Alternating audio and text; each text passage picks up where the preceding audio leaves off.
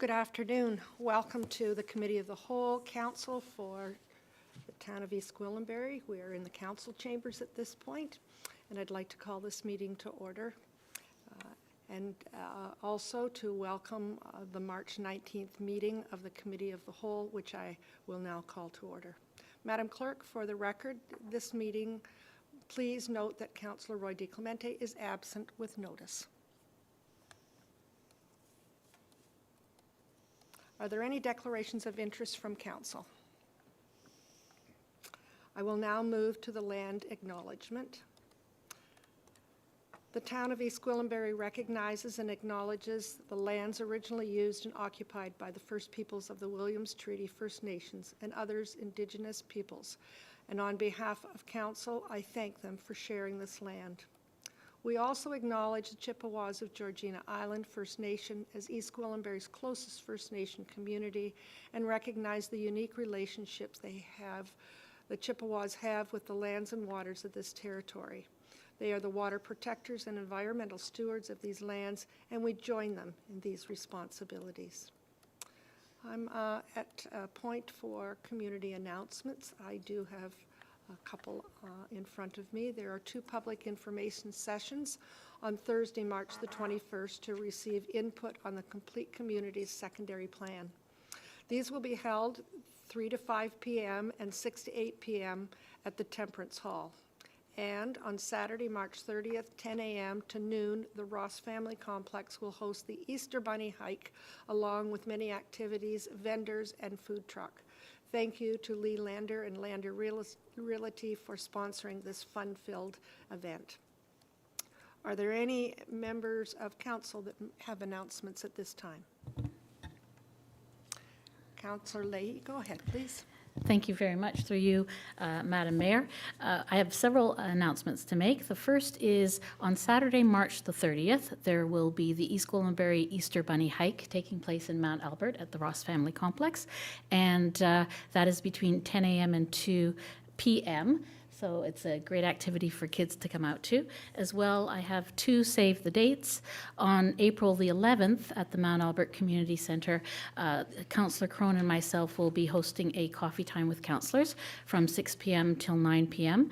on Main Street there on April the 11th, which is a Thursday. And on April 28th, I'd invite everyone to join the Team EG for the Nature's Emporium South Lake Run, raising funds for our local hospital. Thank you very much. Thank you. Other comments at this time? I'm not seeing any.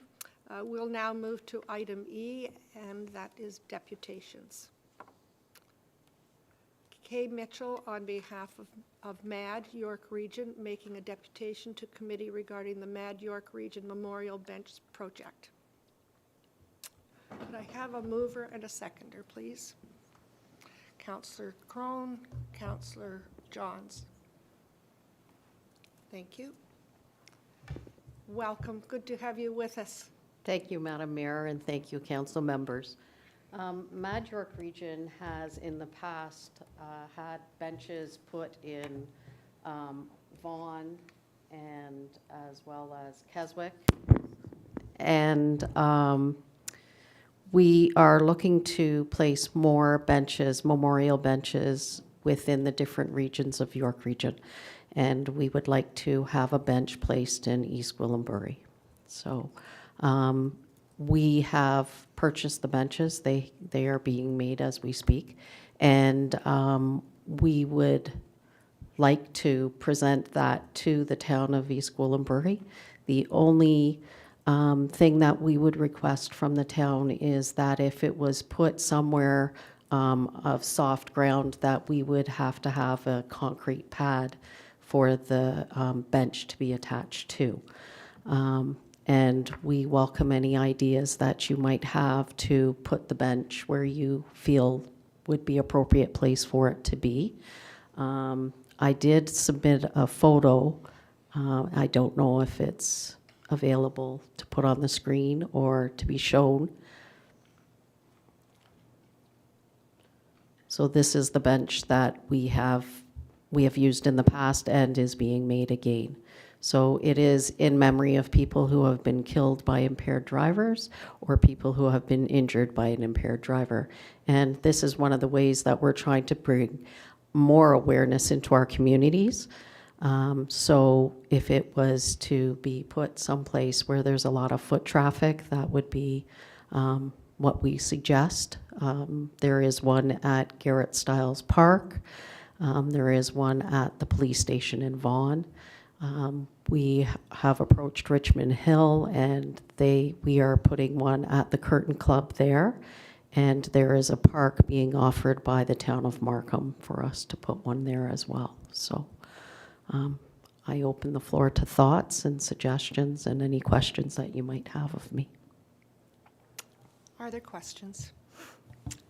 Councillor Leahy, go ahead, please. Thank you very much, through you, Madam Chair. Thank you very much for the presentation, Ms. Mitchell. And sadly, it's still an issue in society that creates such suffering and grief for many people. So I thank you for appearing here today and sharing the bench idea with us. And an idea came to my mind, Mayor Haxon, with the revitalization of the downtown Mount Albert project, which is beginning this year. I was wondering if there might be, in discussion with the staff, if there might be an opportunity to place a bench in Mount Albert, because there will be benches being put around the parks in the community in conjunction with that downtown revitalization project. So we might ask staff, such as General Manager Karmazan, if we can discuss that placement. Councillor Carruthers, go ahead, please. Thank you. Thank you so much for the presentation. I think this is a wonderful idea, and I think now we'll arm wrestle over where it's going to go. I'm wondering, Madam Mayor, if we can add to the resolution to request staff to bring back a report to council, but where would be the best location. My thoughts immediately went to the help for having lots of foot traffic there, and an area that we are currently developing, which is so much easier than slotting in afterwards. When Councillor Leahy mentioned downtown revitalization, I saw my cohort over there. We want one on the Yonge Street revitalization as well. So maybe staff can take a look at what would be most feasible. I didn't move this. I think it was Councillor Crone and Councillor Johns, but perhaps they would entertain adding another clause to ask for staff to report back on the best location. Thanks. Councillor Leahy, go ahead, please. Yes, and a follow-up question. Is there the possibility that this be more than just a one-time event, that there's the opportunity for it to be, in terms of the number of benches in our community? Are there further opportunities for more benches? Right at this point, we're just trying to spread it all through York Region, but certainly it's something that we could put on the table, and depending on our funding and what's available to us, as far as being able to create more benches, as much awareness as we can get out there, it is something that could be a possibility. I definitely would have to discuss it with the members of our chapter. Councillor Johns, go ahead, please. Yeah, thanks, Madam Mayor. I'm happy to have Councillor Carruthers' suggestion with the staff report back on the best location amended to the motion. I just would like to say that if discussion did ensue in regard to placing it specifically within Mount Albert downtown revitalization, I would need to step back from the discussion, as I have previously declared a conflict of interest in that matter. And so I'm happy to have that motion amended, but if council wishes to take the discussion in a different direction, more specifically as it relates to the Mount Albert downtown revitalization, I would step back from the discussion. Thank you.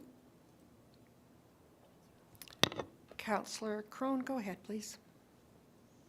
Thank you, Madam Mayor, and thank you to our presenter for coming here today. And sadly, I wish you were out of a job and that you didn't have to do this. In a previous career at a company, I was the company spokesperson and liaison for Mad Canada. So I've been involved with some of the very good things that you do and attended some of your meetings and events. So thank you for everything that you do, for keeping this message top of mind. And it's a very important message. Happy to entertain the friendly amendments made by my colleagues to this motion. And I'm in full support of this. And thank you for coming today. Thank you. Are there any other questions or comments? Wonderful to have you with us today. Thank you. So much for taking time out of your busy day to be here, and we do know how important these benches are in our community. Thank you very much. Could I please have a mover for the recommendation as noted? I have one. Thank you. Councillor Crone, all in favor? That's carried. Thank you very much. Thank you. Appreciate it.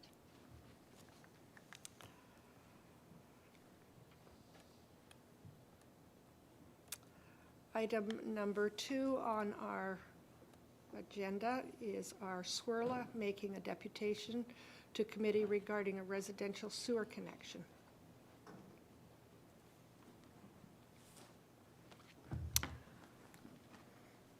Welcome, good to have you with us today. Yeah, thank you very much. Good afternoon, Madam Mayor. Welcome back. Thank you. Members of council. It's hard to follow what this lady's doing. That's a pretty neat initiative, and I can't help to think, here I am, 10 years, I came here to read this, and the truth is, I listen to this, I go, you know what, I'm going to speak from the heart. I've been in the community 10 years. I'm born and raised in Newmarket. My wife and I have been together 17 years. And the truth is, we want to be in the community just as much as this lady does. We've been asking for a sewer allocation for 11 years now. We bought our house as a cornfield. You guys have built the community around us. We love it. And the truth is that we want to stay here. And so we continue coming back time and time again, looking for your support. And finally, hopefully coming to a decision today. We've been here, I said 10 years, multiple meetings over these, decade. And we're ready to move on and hopefully have your support and come to a decision today. So I'm asking you guys, is there anything else that we need to do that we haven't done? Let us know, because we're going to continue to come back. There is one other thing I wanted, Andrew, if you could put on the screen there. Last time we were here in September, you guys asked us just to reconfirm with the builders, which they have, yeah, right there, perfect, the sewer port allocation. So just so you guys are all aware, it is touching our lot line. It is available. It is a light switch away. It's highlighted in green. In green there. So, I've worked with Margot and Kevin Brake, and here it is. So the facts are here. The answers are here that it's available. And again, we're looking for your support. So again, I appreciate everybody's time, and I understand these things take time. And like I said, our time is 10 years deep now. So, and I'll just let my wife speak if she has anything to add. So We want an answer, and we hope to get one. Thank you. I think we hear it loud and clear. You'd like an answer. please. Thank you. Questions from members of council? Councillor Carruthers, then Councillor Crone. Thank you. I'm truly sorry you've had to wait so long. It's something that shouldn't take this long to get an answer. Thank you. I'm wondering if Madam Mayor, if staff want to speak to this, or if it's something that we should be asking staff to report back to council on. I'm not sure if they're prepared to speak to it today, or if it's something, I'd like to get the full picture of the story. Thank you. Go ahead, please. Thank you, through you, Madam Mayor. There was a prior decision that council made in 2017 to defer granting allocation until such time as additional allocation was available through the YDSS agreement. It was not necessarily contemplated at the time whether or not we would be drawing from the reserve. I don't think we're waiting right now for a formal legal opinion on the composition of our municipal allocation reserve, but there was there was a decision in 2017 where it was the decision was at that time to defer until additional allocation was available. So. Go ahead. And just to follow up, I think in 2017, things were different. We thought allocation was imminent, and now it keeps getting put off. For the sake of one SDE, I think that we should make a decision one way or the other rather than leaving the residents hanging until we get more allocation, because who knows when that's going to be. I talked to some people, it's 3 years, some people it's 10 years. So, and I can also imagine when that comes up, then we'll hear more delays for whatever reason. So I think a 2017 decision would be prudent to revisit that, but I would look to my colleagues to see what the will of the rest of the table is. Thank you. Thank you. Councillor Johns, go ahead, please. Yeah, thanks, Madam Mayor. I just, you know, when we look through this process that we've been in since my term of council, we did have a discussion at one point with a presentation with regard to a new allocation policy coming, and I thought it was interesting during the discussion about the Committee of Adjustments having some allocation, and that was presented to us as 100, and then we talked about specific residents, which these folks are individual residents, which these folks category fall under, and we talked about having 10 units. And I recognize the situation that we are in with allocation policy, but on my very first day as part of what I'll say is a kind of intake as a new councillor, it was presented to me that at the town of East Gwillimbury that we prioritize residents first, and that comes over everything that we're doing in the town. And I think that you know, these folks have been coming for a decade now, and they're asking for 1 unit, and that unit is being contemplated at a time when they're trying to determine what to do with sewage on their own property, and that also fell under the discussion. And I think that in line with what Councillor Carruthers is saying, like, we do need to make a decision on this, and I just wanted to go on the record. I'm in full-throated support of this. This is not talking about building another subdivision. This is about protecting the quality of life of our residents who are taxpayers. They aren't asking for anything for free. They aren't coming up here and saying, please give this to me because I'm a resident. They understand that the costs are involved, and they've been working with the staff. And they're just looking for a decision in yes or no. And if we can get that decision to come to pass today and to come to a vote, I will be voting in favor of this, and I hope that my colleagues are able to do the same. Thank you. Councillor Crone, please. Thank you, Madam Mayor, and through you to our presenter. 10 years of going through this. Well, let it never be said that East Gwillimbury rushes to decision. I'm so sorry it's taking you this long. I'll be in agreement with my colleagues. I think we do need to make a decision on this today. Certainly, 1 unit of allocation is not going to break the bank for us, and I think just this year we've approved some allocations. So for a developer. So I think this is the very least that we can do. So I would be quite happy to move this forward today, and let's get on with it. You've been very patient and very, understanding. So I think it's time to reward that patience. Thank you, Madam Mayor. Thank you. Are there any other? Councillor Foster, go ahead, please. Thanks, Madam Mayor. Madam Clerk, what do we need to move this forward? Go ahead, please. Thank you. Through you, Madam Mayor. Certainly, the distribution of allocation is absolutely at council's discretion. Just wanted to remind members of committee that there has been a challenge to the composition of what's in the reserve. So until we fully understand how much is actually there, I would suggest that it would be approval in principle pending validation of that there is enough allocation to be able to distribute the 1 unit. It sounds like, a 1 unit isn't significant, but based on allocation that was already distributed earlier this year and some of the positions that others in the community have taken, depending on where we land in terms of the legal interpretation, we could find ourselves in a situation where the reserve has been fully expended. So just want to make sure that that's not the case before we commit.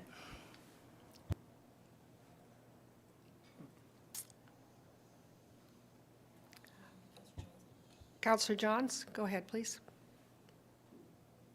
Thanks, Madam Mayor. Through you, in listening to Ms. Béjean's comments about the reserve, it is, if we grant this today, not based in principle, but we simply grant it, is it not the fact that the reserve would simply move into a deficit? It wouldn't. It's not like we hit zero and we hit a brick wall. Wouldn't the allocation just move to a unit deficit of -1?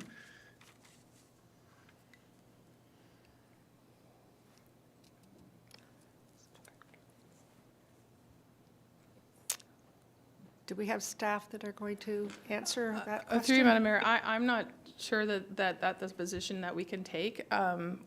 I would defer to perhaps my colleague, Mr. Molinari, in terms of the reserve vis-a-vis the region, and because the York region ultimately controls the distribution of sanitary allocation. Through you, Madam Mayor, I guess I don't know that I have much to offer in addition to that, but I would say that the reserve that we have and the allocation that the town's been granted is based on the availability of space in the pipe. So once the space in the pipe is used, there's no more space. So being able to go into a negative, that's probably something that may not be prudent to do, just from the ability of the region to be able to take those flows and treat them in the way that they're supposed to be treated. Thank you. Go Yeah, ahead, please. Madam Mayor, I just wanted to say, so in 2017, you can probably read up on it, but it says you guys had a number of 100 allocations at the time. Fast forward to now, so 7 years later, now you have 1,000. So somehow the region has come up with 1,000. Here we are still asking for 1, and now you're saying you're not sure if you can go into deficit, but you sure grew 900 allocation. So my question back to the council, if you can do it, where does that leave me again, right? So you were managed to do it before, why can't you make that decision today, right? You made it, so. Thank you. Go ahead, please. Through you, Madam Mayor, the 1,000 that you might be referring to is the exact subject matter of an opinion that I've been asked to provide to this council. So that's the reluctance today to give you a decision pending that opinion, which is underway and as late as yesterday with people that we have to talk to. There is, just so you know, there is a dispute as to whether or not the subject matter of the 900 or 1,000 that you refer to, I refer to it as 900 units, is ours to give to others than the people that are claiming it's theirs. So that's the difficulty. The region of York, as Ms. Begin, GM Margot Begin advised, the region of York has a role in this. It's just not the town of East Gwillimbury. So the region of York, just so you understand the relationship piece, they determine capacity, but they don't determine who it goes to. But we can't exceed capacity that they determine is available, because that's their responsibility under municipal legislation, and ours is to allocate it once they tell us we can. But if the allocation amount or the number of units that you're referring to is in dispute, which unfortunately at this specific juncture in your journey to get servicing, it is in dispute, that will be resolved, and it won't take another number of years to do that. That should be resolved in the next couple of months. So Madam Mayor, may I? I mean, we could go back and forth. I respect her answer. It still leaves us residents in the community that have lived here, regardless, you know the answer is coming. We're talking one. I don't see anybody else over the last decade standing in our shoes. So one isn't going to affect the process. You may have rules in place moving forward, but it doesn't determine today's outcome. You can make a decision, we move on, and moving forward as the next family or builder or shopping center or retirement home that comes in, you have that now policy authority to make those decisions. Today, there isn't. Today, there isn't, and I've been standing here 10 years. I think I deserve everybody's respect by keep coming back to the altar to ask for an yes or no. And I think that's regardless if the policy's coming, so. And sorry I get heated because I'm passionate about doing this, so, Understandable. thank you.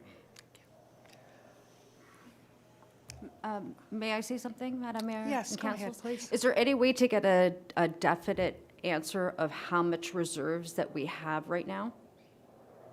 At all? So when builders or contractors come up here and they ask or they present to you, they want to build X amount of houses on this corner, and you guys are making the decisions and you're coming up with a conditional contract, how are you guys doing that not knowing what you have as a reserve? Ms. Beijing, go ahead, please. Thank you. Through you, Madam Mayor. The reserve is only one part of allocation. Okay. Many developers have already contributed financially to the infrastructure and therefore were granted a number of units of allocation, and so they're expending those as they grow. So, but the reserve is the one pot that the municipality has control over the ability to disseminate. And it's no different than if you went to a bank and asked for $10. If the account is empty, then the account is empty. And right now, we do not have a clear legal understanding because of this challenge of what is in the reserve. So it's different from when you see other developments proceeding. If they are moving forward without a hold, for example, it's because they already had allocation as a part of the York-Durham Sewage Solution Agreement because they were a funding party to that agreement. Madam Mayor, wouldn't we fall in the same suit? Why would we be any different than the next person? We are one person coming in if I want to build a community or one sewer hookup. Why would I be any different? It's noted since the day I purchased this house that I've been coming to the town saying, hey, how do I stand in line? And I have been. So why would the builder in 2017, I've read all the reports, I've been involved with it. So I understand that they, make deals with the city, and I understand how the city grows, so I respect that. But at the end of the day, where do we come in? It's one allocation. That's all I'm asking for. So regardless if it's -1 or +1, at the end of the day, the community is still going to continue moving forward and making business decisions regarding sewer allocations with or without the Swirlas, so. Thank you. I still have members of council that would like to speak. Councillor Crone, you did have your hand up some time ago. Do you still have a question? Yeah, thank you, Madam Mayor. I guess through you to staff, I appreciate the concern and confusion around this. It's unfortunate that it's taking us some time to lay our hands on a concrete answer as to what our allocation numbers actually are.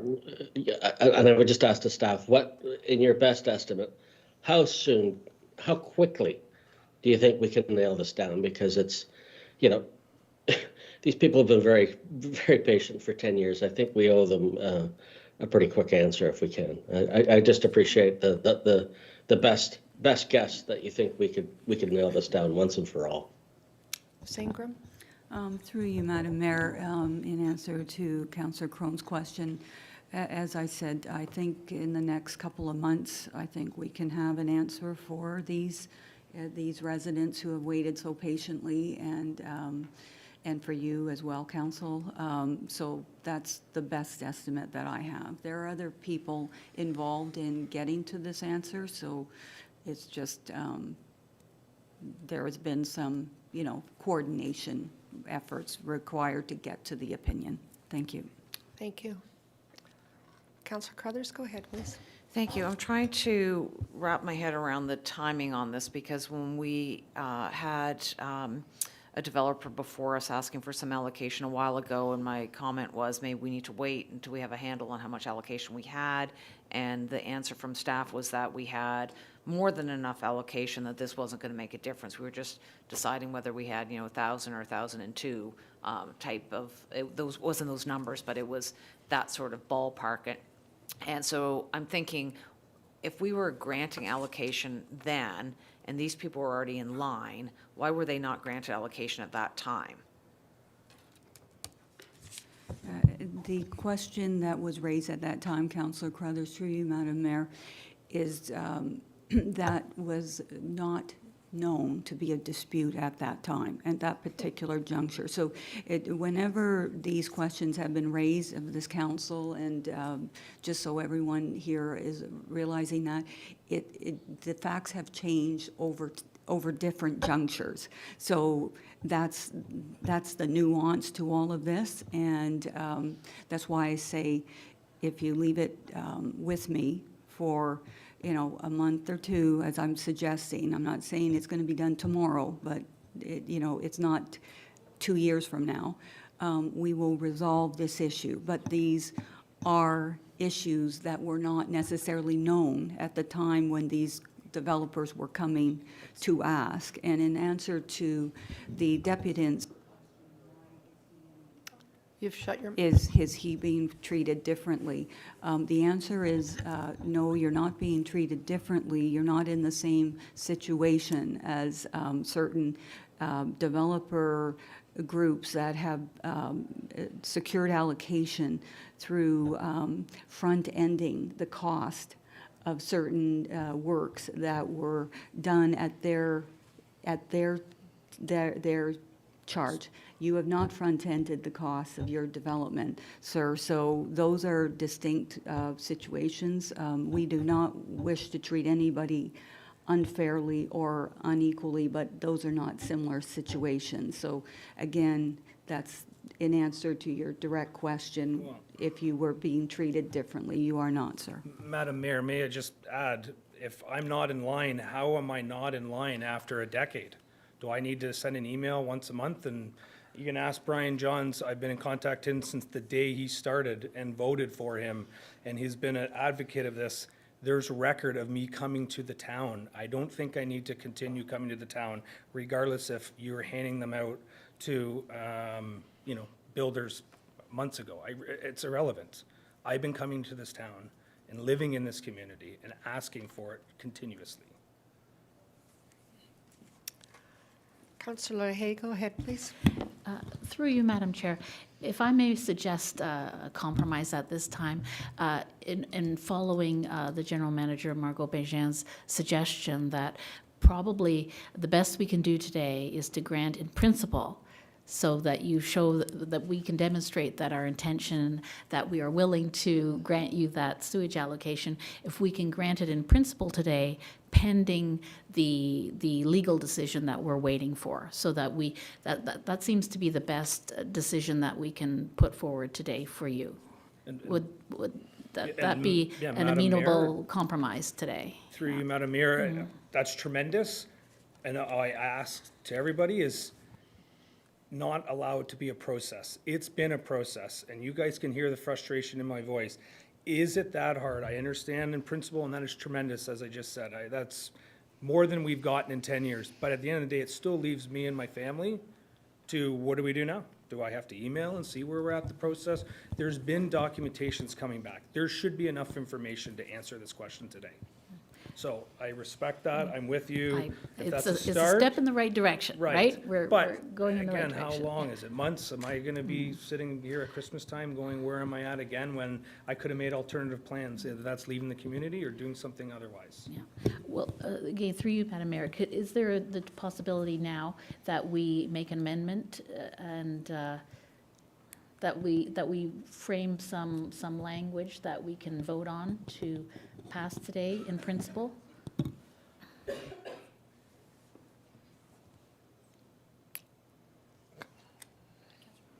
Councillor Carruthers, go ahead, please. Thank you. Madam Mayor, I would like to make a motion that we grant sewage allocation to the Swirlas pending the report from Ms. Ingram. But I would like a definite date on it so that we're not being pushed off and being pushed off. I understand that you have work to do on your property to connect up, and I don't think getting a decision in October is going to be very helpful. It's going to push it off for another winter. So I think the sooner the better, but I do understand it's difficult trying, this is something we've been struggling with for years, trying to figure out who's owed what out of the allocation that we have, right? So I don't think one is going to make a difference, but I have to defer to staff who are the ones dealing with this. So I think a motion, and I think my colleagues are all in agreement, that we grant allocation pending the report about our allocation with a definite date on it. So we know that it's coming back to a specific meeting, and you can be at that specific meeting and to hear the outcome of that. Is that acceptable? We would appreciate that. Yeah. So I look to Ms. Ingram to give us a date.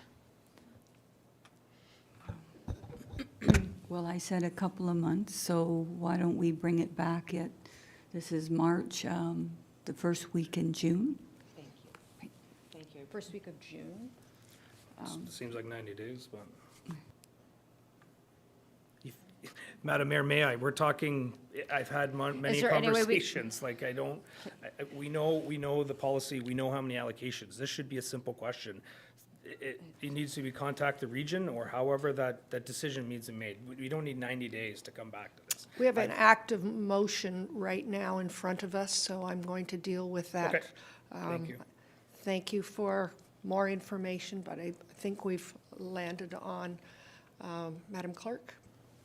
Through you, Madam Mayor, just bear with me for a moment. I'm just going to share the motion on the screen before you. So I believe, Councillor Carruthers, the understanding was to receive the deputation, and I've highlighted it in blue. I believe the ending is to report back in June of 2024. Yes.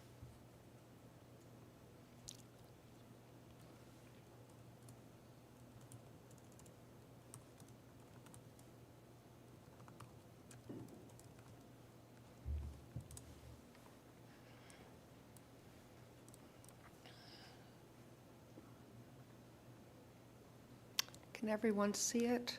Would you like it read out? Councillor Johns, go ahead, please. And Madam Mayor, before I form a decision on how I'm going to vote on this, I just want to kind of exhaust all options from recognizing that we are talking about residential allocation here, but from the reserves, is there not an opportunity to pull from ICI reserves when we for one single unit? Like I recognize, again, I'll just repeat it, but I almost want to hear myself say it out loud. Like, I recognize we are talking about one residential unit of reserve, but do we not have, sitting within the ICI base, an opportunity? I recognize there's boundaries around that, but I just want to exhaust all options before voting on this, because again, I feel my position still actually hasn't changed from the first time I spoke. I think we should be granting this. I don't think that we should be waiting. I recognize that may not be helpful to staff, and I'm not trying to cause rub, but I really do think we need to be defending and exhausting all options here on this. So if someone from staff could answer that question, Madam Mayor, it would be appreciated. Thank you. Mr. Molinari? Through you, Madam Mayor. I know that one unit of allocation doesn't sound like a lot, but the reality is we are so close to the end of our allocation from an ICI perspective and from a residential perspective at this point that I can't say that we even have one allocation unit left for that could be transferred over. There's developments that are currently underway that still working on what those numbers are, and And I don't think it would be in our best interest to go into a negative on those on either the ICI or the residential at this point in time until we know what sort of allocation we have available to us and what tomorrow looks like with additional allocation that may be coming our way.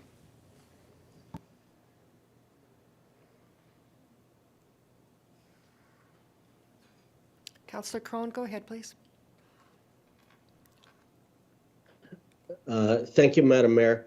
If I might just, I'd feel a little more comfortable if we nailed down, we have a council meeting on June 4th. I would just want to be very specific that it's June 4th and not the tail end of June. As well, if I might make a friendly amendment, that we have a status update on, we have a council meeting on May 7th. I'd like to see a status update on May 7th, just so that we know that council can be reassured that we're moving in the right direction and we're getting some traction with the region. If I don't know who moved this, but if they would be so kind, I think that might give us all a little better comfort that we're moving towards a conclusion. I'm happy with that friendly amendment. And Councillor Leahy was the one who first spoke of this motion. If you want to move it, I'm fine with that. I don't want to steal your motion. I was just trying to help out, give the language. Yes, thank you very much. I'd like to move it. Yeah.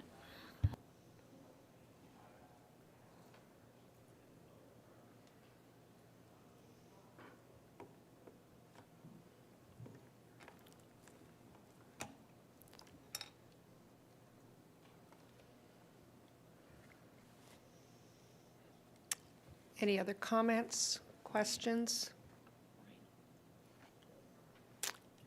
Councillor Jones, go ahead, please. Thanks, Madam Mayor. I think that, again, my original position hasn't changed, but I think that me being hard-headed and voting no isn't going to, no to this motion isn't going to result in anything coming back and having another motion being able to put forward to grant it. And so to that end, and based on the comments around the table, I will vote in support of this, and I'm glad that we have some specific dates in here at least so that we can follow a roadmap to getting clear approval. So thank you, Madam Mayor. Thank you. Any other questions, comments? Councillor Leahy, go ahead, please. Thank you very much, through you, Madam Chair. I wanted to mention to the Swirlas, I wanted to thank you for your presentation today and for your patience again. But I would like to share some information in terms of the process so that in the future for yourself as well as for any other residents, each of the councillors has an equal vote regardless of which ward residents live in. And so this is the first time today that I've ever heard of your situation. And if we're given the heads up, if we're included on emails and information is shared, then it's better, I believe, in terms of overall outcomes when there's greater communication with the whole council. So if I may ask, if in future emails, if you CC all of council and the mayor to keep us in the loop with the status of how things are coming along from your end. Of course, okay. understood. Thank you. Thank you very much.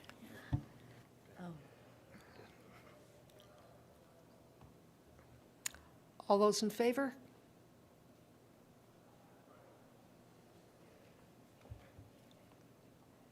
Opposed?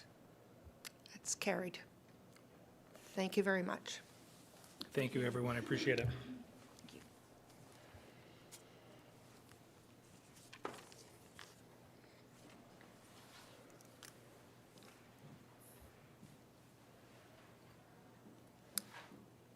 We are now at item F, presentations, and we do not have any at this time. I'll move to item G, which is Fire and Emergency Services with Councillor Foster in the chair.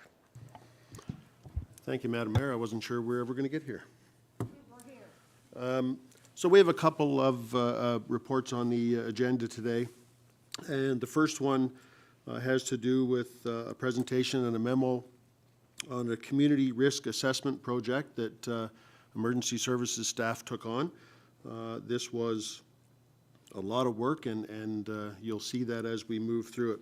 Can I have a mover for this presentation? Councillor Carruthers.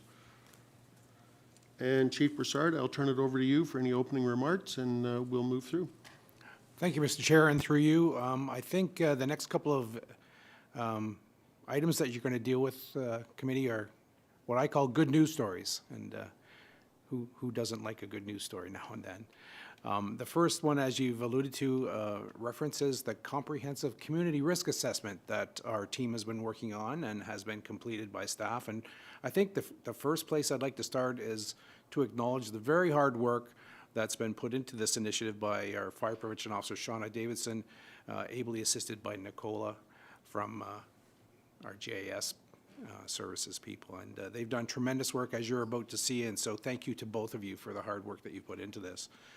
By way of a quick history of this item, back in 2019, the provincial government introduced legislation under the Fire Protection and Prevention Act, Ontario Regulation 378, which requires or mandates that all municipalities prepare a comprehensive risk assessment specifically related to fire in their communities.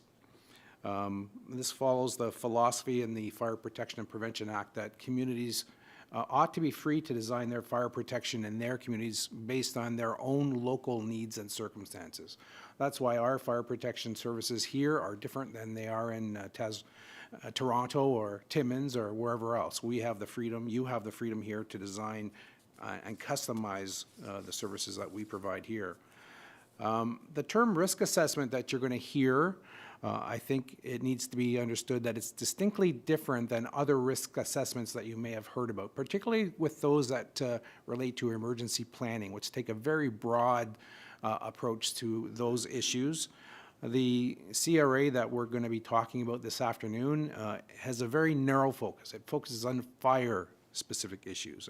And why would you might ask, is that important? Well, sadly, 121 people died in fires in communities in Ontario last year. 121. The year before, it was higher than that. In fact, the year before, it was a record high in the province. In 1 week, this month, this year, 7 people died in 3 different fires in different communities. And that's a horrible number. So you already know about the 3 lines of defense. You've heard about that many times over the past several years, and my hope is that your understanding is that those 3 lines of defense need to be equally as strong as the other. The CRA is directed at prevention messaging, and enabling your fire service to focus its efforts in the appropriate areas in the community. And so it relies on factual data that's been gathered, again, by the team that's going to present to you very shortly, over several years here. Facts that have occurred in our community, in East Gwillimbury. And so it's very much customized. You're going to see some information this afternoon that's been very much customized for us here. What's really great about the efforts that Nicola and Shauna have taken on here is that they look at 9 different aspects of our community. And that's mandated by the Fire Marshal's Office. We're required to look into those 9 particular areas. And they have created a public-facing portal that looks to share this information with the members of our community. And that's an important effort as we move to keeping fire prevention at the forefront in our community. I won't steal their thunder anymore because they have a lot to share with you. So at this point, I'd like to turn it over to Shauna and Nicola, who will take us through their efforts over the last several years, actually, to get to this point.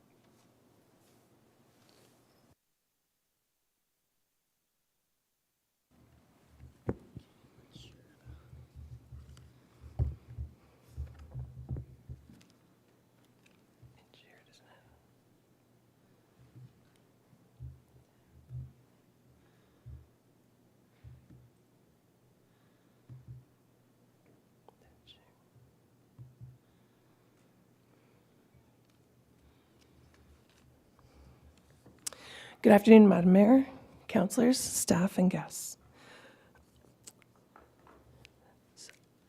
So I am Shauna Davidson, Fire Prevention Officer, and today I have Nicola Alston, who is the GIS technologist with IT.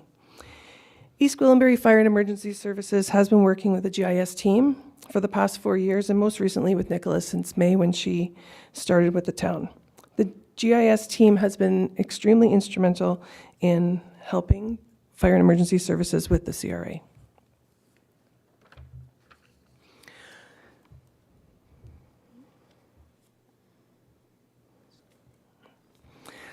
So we're going to talk about, pardon me, we're going to talk about educating on the CRA.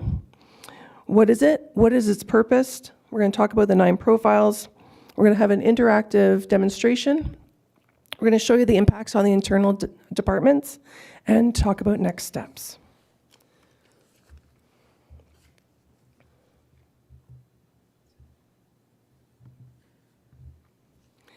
What is the CRA? So the CRA is a community risk assessment.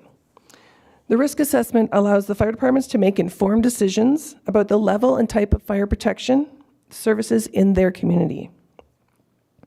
Through the regulation in the Ontario Fire Marshal Emergency Management, we're mandated by the we're mandated that every municipality conduct the CRA before July of 2024. The CRA will ensure that fire protection services provided in the municipality and the fire department are linked to the possible risks that are inherited and identified through this assessment. The program and public education activities for fire and life safety are addressed from the identified risks to prevent further risk in the community.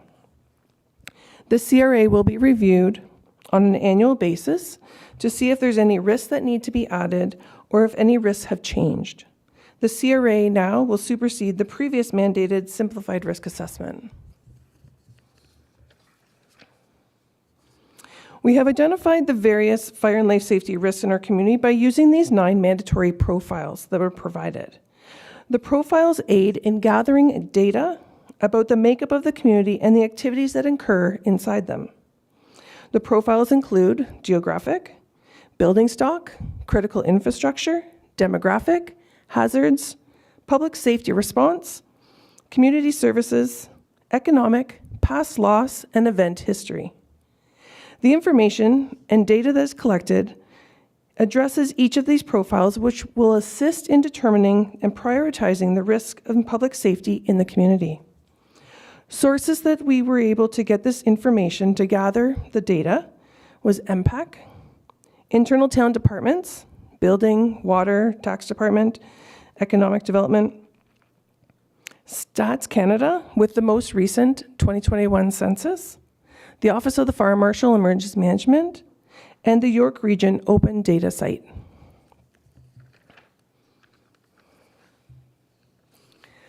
Geographic profile. The geographic profile refers to the physical features of the community, including features like railways, highways, waterways, bridges. These features may present a higher risk in an emergency situation due to the impact and dangers that may be faced if an incident were to happen. East Gwillimbury has many of these features, which make us very unique. For instance, we have highways such as Highway 404, Highway 48, Highway 11. We have railways such as CN Rail and Metrolinx Go. As an example, if a derailment were to happen in Mount Albert, this could also affect Highway 48. Building stock profile.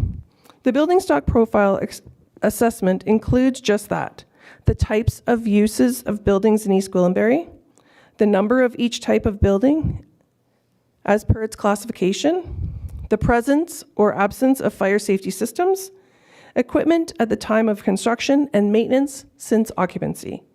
It shows growth patterns within East Gwillimbury, for example, commercial and industrial, such as Loblaws Distribution Center, Riviera Retirement.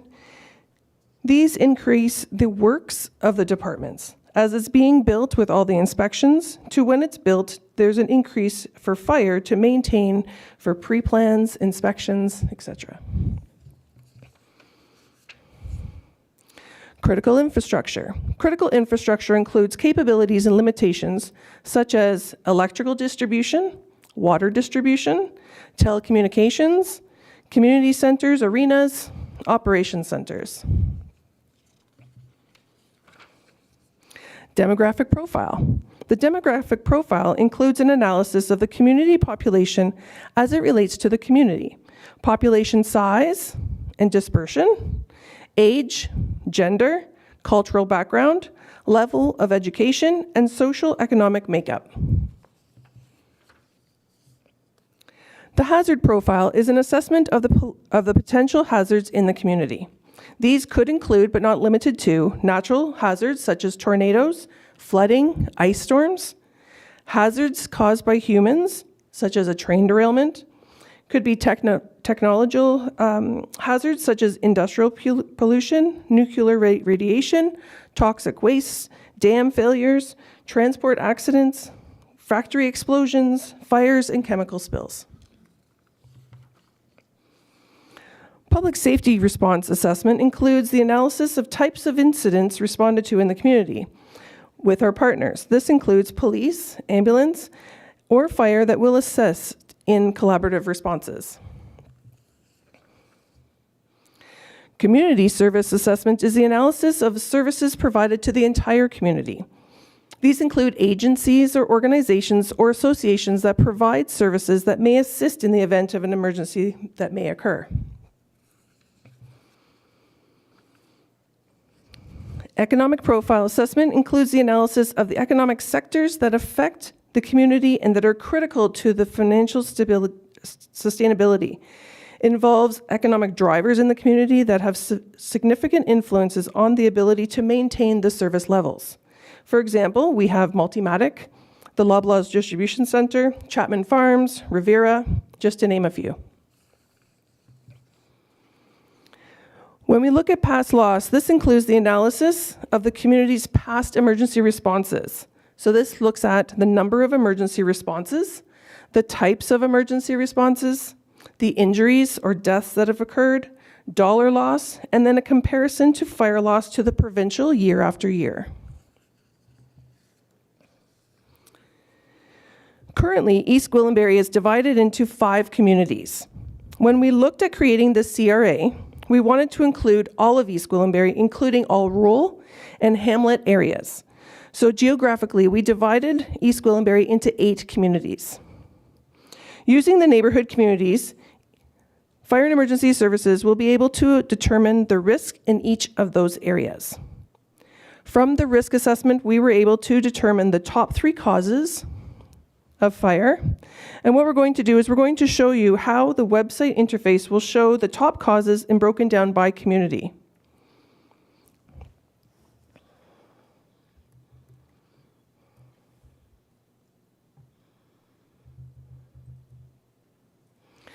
So this is the website interface. Oh, sorry, just one second.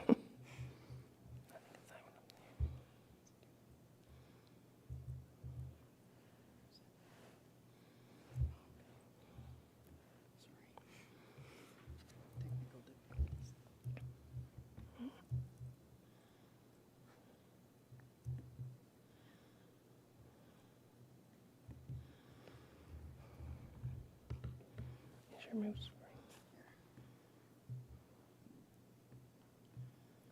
Your mouse working? Sorry. Oops. Okay. So on our website, you will see the community risk assessment will be on its own page, and there will be an interactive map. When you toggle over each of the communities, you'll be able to pull up information on that community itself. They'll have the top 3 causes of fire, as well as the top 3 languages spoken in this community. If we were to look at one in particular, it has a drop-down menu, and it'll show you the map so you can see a better idea of where the limitations of that community are. And it has the top 3 causes of fire in each of those communities. When you click on each of the top 3 causes, it will take you to an information page for electrical safety. And it'll give you safety tips, which are down on a drop-down menu, as well as it will link you to the NFPA or the Electrical Safety Authority, having the jurisdiction over electrical safety. So each of the causes of fire will then take you to an information page with further information if you don't have all the information that you see there. The top causes over the 4-year period were heating, electrical, candle, open air, cooking, smoking, and dryer.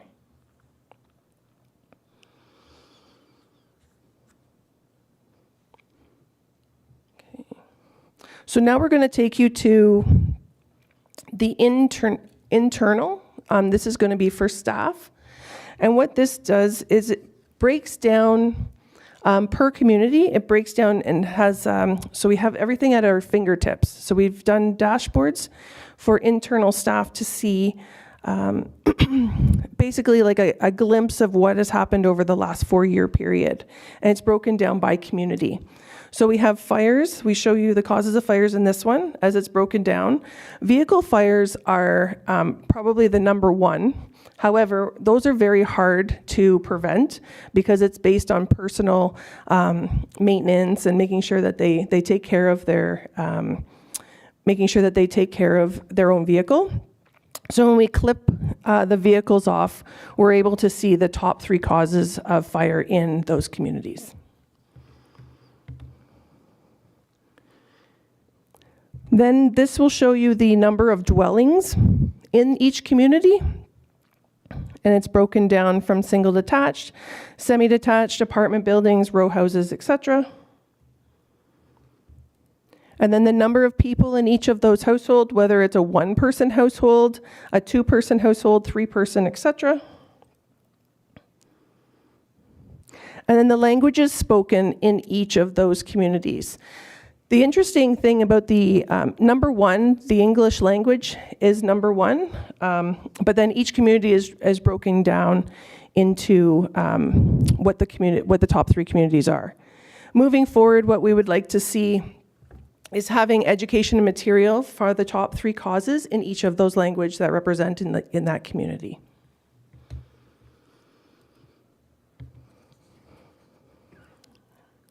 Okay, so then we have, so the community risk assessment, the data, we're able to have everything located on the map itself per the 9 profiles. So when we look at hazards, for instance,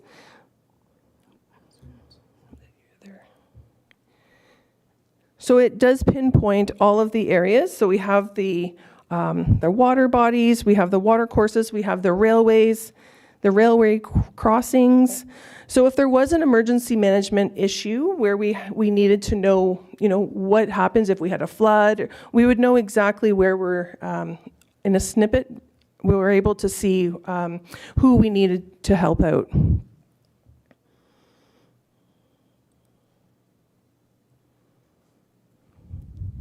Okay, go to community.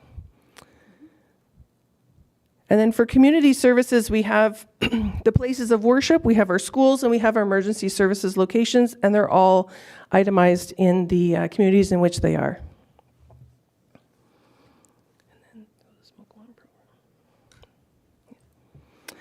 This one here is the public safety response. So this shows you all of the calls that we've gone on in the last 4 years. And then if we take that one off.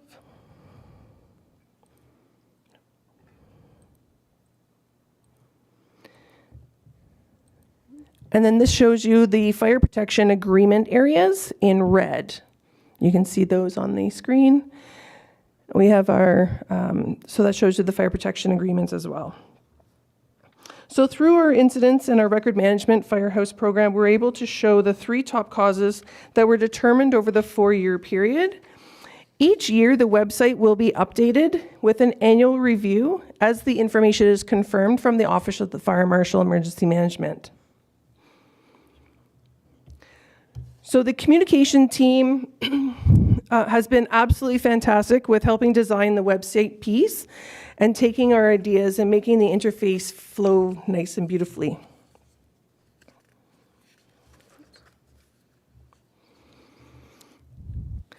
So how does this impact?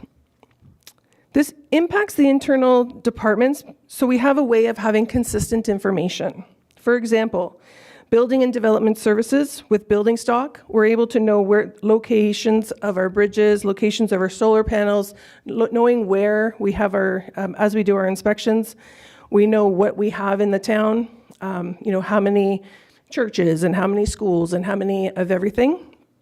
With water and wastewater development, we know where the hydrants are located, so whether they are municipal hydrants, private hydrants, water courses.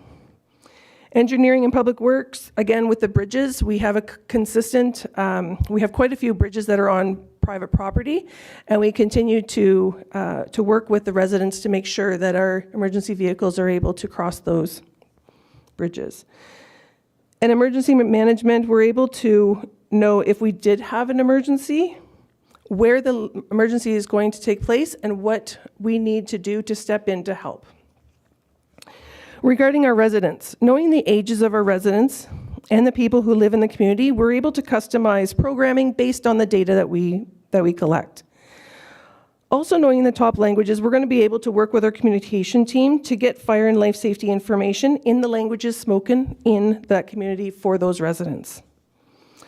Looking at our community, we take a look at the incidents and emergency responses in the community, and we're able to customize a blitz program based on the risks in those areas. For example, we have our Looking Ahead program. So if a fire happened on your street, we're able to blitz that street and go through and make sure that people have working smoke alarms on that street, and maybe educate them. Say it was an electrical fire, we can say, make sure that you use proper extension cords. Fire and Emergency Services also has their smoke alarm program, and we're able to benefit to make sure that everybody has working smoke alarms in their home. And then with inspections, we're able to know what our building stock is so that we can conquer those places to make sure that everybody is fire safe.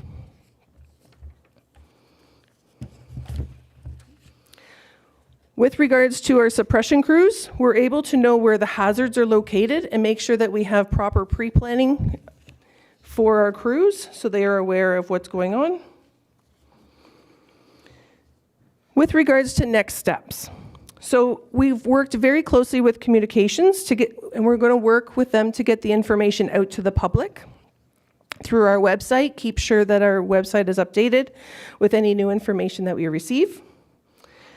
The Office of the Fire Marshal submission, we're going to report that we've completed the community risk assessment and make sure that we have submission prior to the date of June 30th. The website, hopefully the website will be able to go live with an interaction piece in conjunction with the communication plan through media outlets. The update on the data, the annual review of the data, and the update on the website. And every 4 years when the census is available, we will be able to report back to council with any trends that have changed.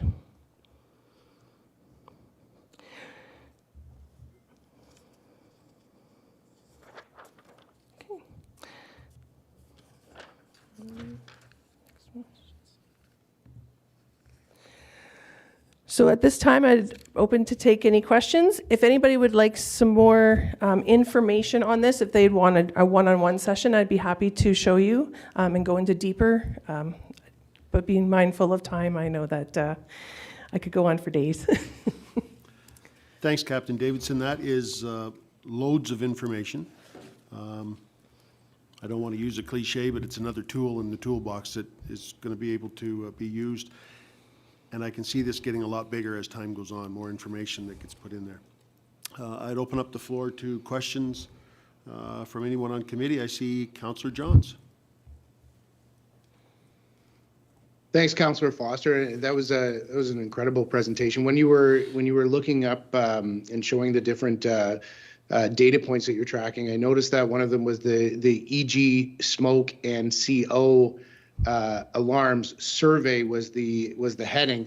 Is when you're calling it survey, is that a general survey, or is that from the work that whereby the team actually goes and knocks on the doors and you are tracking which doors are being knocked on? That's correct. So this is the door-to-door program that our suppression crews and all of East Gwillimbury Fire and Emergency Services is doing.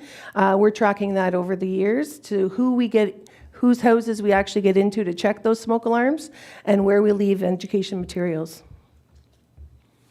Wonderful. And is that every 4 years, or No, so is actually our smoke alarm and carbon monoxide alarm program is actually live. So we have live data. So if the crews go out to a house today, it shows up immediately when they enter the program in our survey 123. But we do have our door-to-door program that starts April 1st and it goes until October 31st every year. Wonderful. And I guess, sorry, my last question, I just wanted to clarify. So the door-to-door program that would go every year, do you keep that data in the system for 4 years and then hit reset and start over again? Or if I was to look, would it show up in 2017 that somebody was there? Through you, Madam Mayor. The data, we actually have data since 2014 that shows all the houses that we've gone to since 2014.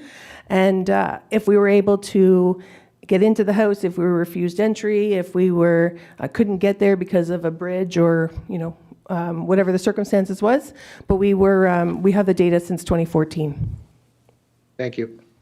Any further questions? Councillor Leahy? Thank you very much, through you, Mr. Chair. Thank you very much for the presentation. You referred to the chart that had the information on different languages spoken in the homes, and I was wondering if you have a timeline for your educational materials that you're going to be developing in those languages, what languages they'll be provided in, and if you are working with the communication department to organize that. Yes, thank you, through you, Madam Chair. The languages, can you just bring that? Yeah. So I'll just show you on the actual website, you can toggle over each of the communities and it'll bring up the languages. We have everything in English and right now. We did work with the communications team on our communication plan. We're looking to, as it is a budgetary item, we're hoping that in 2025, we're going to be able to have every language taken care of that was represented in the CRA. And we did, we always talk about making sure you have working smoke alarms, carbon monoxide, and plan escape. And so we did create, through this CRA, last year we created a language book in the top 7 languages that were represented in smoke alarms, carbon monoxide, and planning escape. However, looking at the causes, we don't have electrical safety, cooking safety. So every time we do a presentation or go to an event, we always talk to people about making sure you have working smoke alarms, carbon monoxide alarms, and planning and escape. With those 3, those are great. Making sure that you're going to be on the front lawn kind of thing when we get to your house. But through the CRA, we were able to find other causes of fire that are not represented in the 7 language book. So therefore, we're going to come to council to get approval in 2025 to have all of our education material in each of those languages in each community. Okay, thank you. You're welcome. Any further questions? Seeing none. Oh, sorry, go ahead. Sorry, through you, Mr. Chair. I just wanted to clarify one thing about the languages. So we are going to be coming back with a capital budget item, but I also believe that sort of in advance of that, what we actually need is a translation policy that speaks more broadly to what types of material we translate and in what instances we translate. So that would be in advance of any type of capital budget request, because in most communities, if there's multiple languages spoken, it's almost impossible to translate information in all of the languages for every sub part of that community. So it's typical that it would be maybe 3 languages of the top spoken languages throughout the entire municipality. But we'll of course adjust and see what we can do here. I just want to, I don't want to overpromise and underdeliver.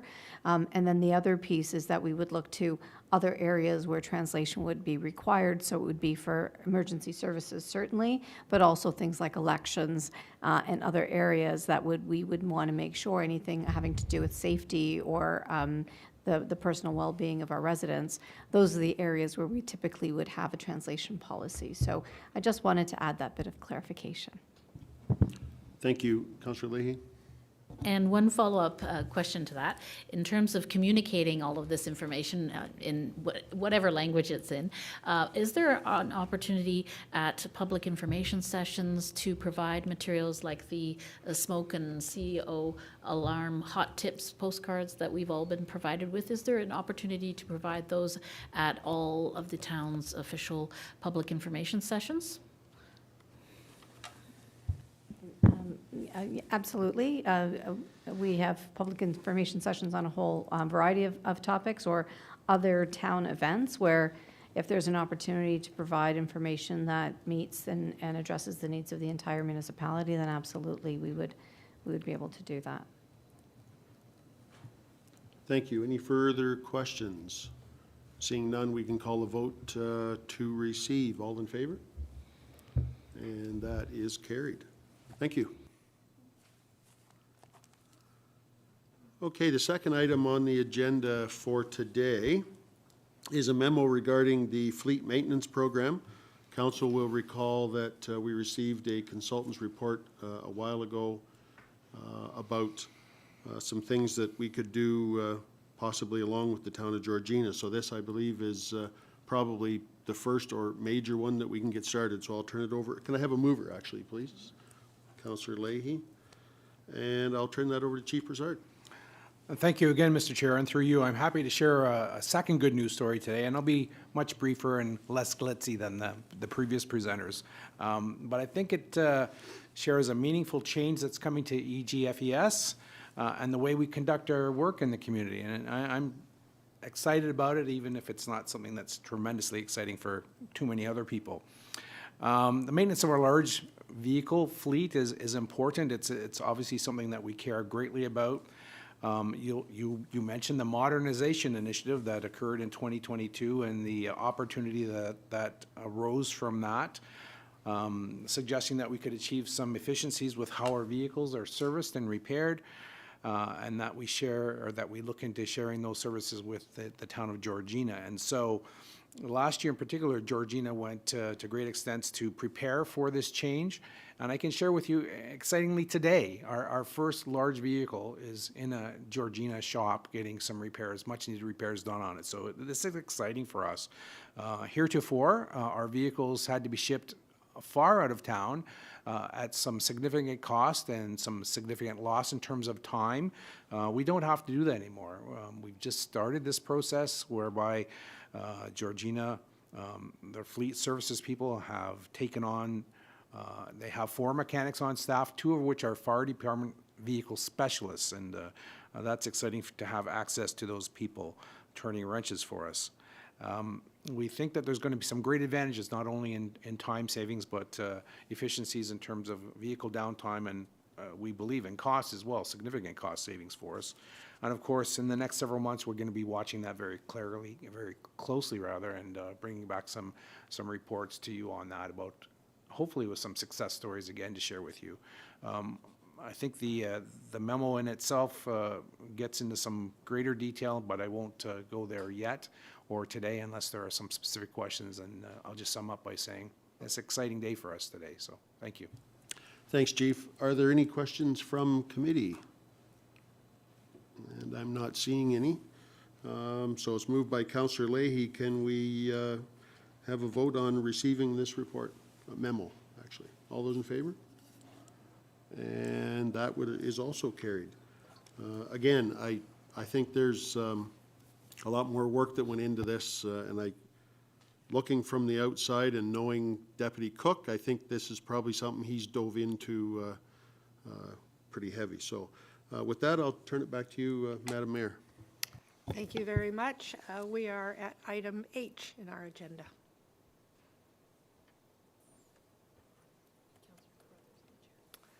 Councillor Carruthers in the chair. Thank you, Madam Mayor. Under Corporate Services, we have two memos for council today. The first one, keeping with the theme of fire and emergency services, we have an update on the review, and I'm going to hand it over to General Manager Gandhi to take us through that. Thank you. Thank you, through you, Madam Chair. This report is bringing back to council some of the actions that were taken by the Fire and Emergency Services Working Group. You'll recall we brought forward a presentation to council last year where our external consultants met extensively with fire and emergency staff, with members of council, with the senior management team and others to assess the organization, and they had a number of recommendations. To address those recommendations, we put together a working group comprised of a number of individuals, some of whom are here today. So I'll just name them because they've all had a significant role. Aaron Smythe, Chief Brassard, Brad McGuckin, who's here as president of the Firefighters Association. Callie, I believe, is here as well. We have others coming in. Callie Walton, Dave Wiederman, Justin Drew, and Delia Dunrath, who's new to the organization and has also been contributing to this work, and of course myself. So that was the group that was involved in putting together this report. The memo outlines the recommendations that the consultants made, the description of those recommendations, and the actions that have either already been taken or that are planned to be taken in the foreseeable future. I'd like to commend the working group for the collaboration that's taken place. It was very successful. We met 3 times over the last several months, and in that relatively short period of time have seen a lot of success under the leadership of course, of our interim fire chief and deputy fire chief. So with that, unless the fire chief has anything else to add, I'm open to questions. We are open to questions on the report itself, or the memo itself. Thank you. Can I have someone move a receipt? Councillor Foster, is there any questions from council? Councillor Leahy. Thank you very much, through you, Madam Chair. First, I wanted to thank you for the update. It's great to be kept in the loop on the progress that's being made while we have our interim fire chief. Time is flying by, already more than a third into his 6 months being here at the town. Of the 29 recommendations, can you give us a general overview of how many of those are actively being pursued in terms of improvements of and how much longer in terms of the big plan? You said some improvements have already been made, but which ones specifically do you see taking more time, and overall, how many are underway actively? So the recommendations are grouped into the various themes that are in front of you. And so I don't have an accounting of like individual items, but there are items that we were specifically contemplating that we would advance when the new fire chief arrives. So longer term planning, anything that will involve a lengthier period of time to address and to implement, those items are things that we are looking forward to advancing when the incoming fire chief is hired, and that process is underway. I don't know if, Chief Brassard, if you have anything in specific that you would like to raise. Yeah, I would like to mention that I don't think there's a single item that has not been actioned to some degree.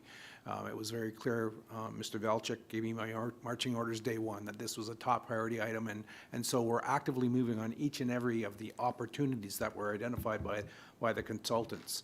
It's been a lot of work, but it's been worthwhile, and I think it's showing results already, and you don't have to take my word for that. You can ask anyone on the committee, I think, and they would share that same sentiment. There are some things that are longer term visions for the department, and the new chief, when they get here, they'll be carrying on those initiatives, but nothing is sitting idle. Thank you very much. Is there any other questions from council?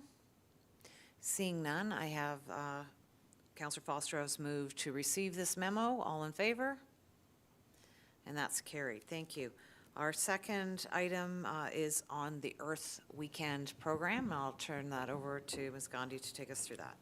Through you, Madam Chair, we're very excited about our Earth Weekend program. This is going to be 3 days of lots of activity. The first day is an eco fair, which will have lots of opportunities for engagement. We have a number of individuals who are going to be coming in and having information available, both York, the Regional Municipality of York, our town staff are involved, and then there are external parties who are going to be present. The second day is a community cleanup, and the third day is a flag raising. So I want to acknowledge and applaud the efforts of Chris Ross, who has been leading this initiative. It is all part of the environmental strategy which Council just recently approved. Council would have received a briefing note prior to this, which outlined some of the details, and the purpose of that briefing note was to give advance notice of the extent of participation that Council could look forward to. And the reason why it's now coming to you in the form of a memo is so that it's on the official record that the event is happening, and to provide Council an opportunity to ask any questions by way of questions in response to this memo itself. And so Chris Ross is here and present and able to answer any questions, or I am wherever it's applicable. Thank you. Can I have someone move receipt, please? Councillor Leahy. Any questions? Seeing none, I'll just say thank you very much for all the work that was put into this. This is going to be a great weekend. All in favor? And that's carried. And that's all we have. So I'll turn the chair back to you, Madam Mayor. Thank you. Thank you very much. We're at item I, Engineering and Public Works, with Councillor Leahy in the chair. Thank you very much, Madam Mayor. We have a couple of really significant master plan update reports that are before us today. I would like to discuss the first one, which is Transportation Master Plan Update. Could I have a mover for this? Thank you, Councillor Foster. The report is moved by Councillor Foster. And General Manager Molinari, do you have any comments you'd like to make? Yeah, thank you, Madam Chair. I know both of these master plans have basically been carried out in lockstep, so maybe I'll just deal with both of them at the same time and just give a bit of an overview of where we are and how we got here. And I'd also like to thank some of our staff that are here today that have put significant work into this. So we got Kevin Arsenault, Jamal Masada, and Ray Rosala, who both been, or all three have been very instrumental in bringing this these very long reports to fruition and have them before you today. So I'd like to extend a warm thanks to the staff team who worked so diligently to get them where they are. So we're very pleased to have both the Transportation Master Plan and Water Wastewater Master Plan at Council today. They're two very significant documents that lay the foundation of our road, water, and sewer infrastructure all the way up to 2051. So Council received some very detailed presentations on both master plans back in November, and since that time, staff have held some one-on-one meetings with members of Council to overview the plans and receive some feedback. So the TMP has been updated to include some additional mapping and direction with regards to road ecology based on some recent work that we've worked on with the LSRCA. LSRCA actually has done some significant mapping in this regard, and we were able to incorporate that and put it right into our plan to make it a little more robust. In addition, the Bradford Bypass has essentially completed the environmental impact assessment, and that was completed in 2023. So we've actually been able to update the TMP to include the alignment and location, et cetera, of the Bradford Bypass, so that it's clear in our master plan at this time. So the wastewater master plan has been updated to provide additional clarity on the York-Durham sewage solution and a timeline which continues to evolve as we know. So that it basically is up to date as we know it today. So with the exception of the updates I just noted, both plans have had minor administrative adjustments, but are essentially identical to those presented to Council in November. And today, we're seeking council support to endorse both master plans so they can have status and inform future development after being placed on the public record for about a 30-day review period. Subsequently, they will be filed with the Ministry of the Environment, Conservation and Parks. And happy to answer any questions. Thank you very much, General Manager Molinari. It seems a shame we have the whole team here today, so I'm going to ask, you discussed both at the same time, but I'm going to open it up for any questions or comments on the first Transportation Master Plan, and then we'll deal with the second one separately for questions and voting. So are there any questions or comments from members of committee regarding the Transportation Master Plan? Councillor Carruthers? Thank you. I just wanted to thank staff for the extra time they took walking us through all this. With something that's this big, we could be in here for days if we asked all our questions in this form. So all our questions had lots of time to be answered, and I appreciate that. I also wanted to give a shout out for the work being done on road ecology. I think we landed in a good place on that, something that was a big concern for me, and I'm glad where we landed on that. So thank you for that. Thank you. Any other questions or comments? Anyone joining us online have a question or comment? No? Seeing no further questions, I'll call for the vote. All those in favor of the motion as presented? And the motion is carried. We'll move on. Item number 2, which is the Water and Wastewater Master Plan update. We've already had General Manager Molinari's comments. Are there any questions or comments from members of committee with regard to the Water and Wastewater Master Plan update?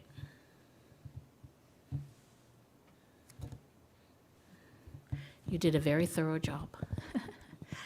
So seeing none, then I'll call for the vote. All those in favor of the motion as presented? Very good. The motion is carried. Are there any other questions from members of committee under this Department of Engineering and Public Works that they would like to address to General Manager Molinari? No? Seeing none, General Manager Molinari, do you have any further updates for the committee? Through you, Madam Chair, nothing further at this time. Very good. I'll pass the chair back to Mayor Haxon. Thank you. Thank you very much. We will now move to item J. Councillor Crone, I believe you're in the chair for this one. Yeah, thank you very much, Madam Mayor. We have 3 items on the docket today. The first one is a special events report to be received. Mr. Karmazin, would you like to bring us up to speed on this? Thank you. Through you, Mr. Chair, staff have prepared a report providing a brief special events update with a request for council direction for some bylaw exemptions and declarations of events of municipal significance. Be happy to answer any questions that council may have related to the report. Before we ask any questions, can I have a mover for this part of the agenda, this motion? Moved by Councillor Johns. Any questions? Councillor Leahy, please go ahead. Thank you very much. Through you, Mr. Chair. I was wondering if General Manager, not Molinari, General Manager Karmazin might speak to some of the background information on page 2 of the report with regard to the process of hiring a consultant and the timeline on developing recommendations for an event strategy. Mr. Karmazin? Through you, Mr. Chair, staff is in the process of developing a terms of reference for an RFP call for a consultant. And once that terms of reference has been confirmed, staff will work with our procurement staff to release the RFP to hire on a consultant for spring, summer 2024. And then we'll start to undertake the work with the special event strategy in the hopes to endeavor to report back to council later in the year.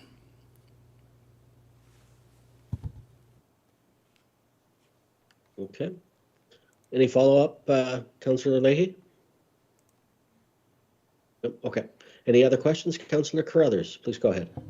Thank you. Is there any possibility of moving that timeline forward? I'm just thinking of, as we go into budget, it would be nice to have the results of that report when we're planning on what events we're going to have the following year. Mr. Karmazin? Through you, Mr. Chair, we can make best efforts to decrease timelines. However, there is a significant public outreach that we have to undertake related to our events surveying. That's the type of work that we would like to include with the terms of reference for the consultant, but we have certainly noted the fact that there could be some budget implications, and we can certainly work with the consultant to try to decrease those timelines in consideration of that. Or in addition to that, perhaps include some early recommendations that may dovetail into the budget process for 2025. Thank you. That would be much appreciated. I certainly wouldn't want to curtail the public outreach. I think that's really important, but anything we can do on some of the other timelines, that would be greatly appreciated. Thank you. Are there any other questions?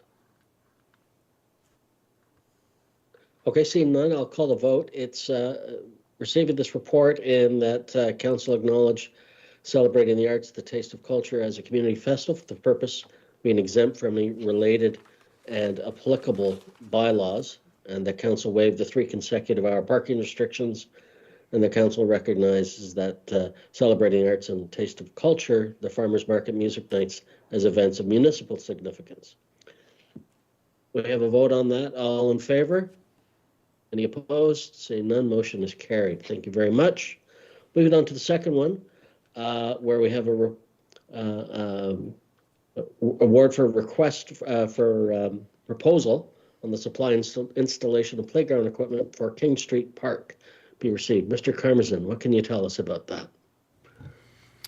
Through you, Mr. Chair, as per the procurement bylaw, this is an award of contract report for the King Street Park playground replacement. I'd like to highlight that the project is well within budget and timelines.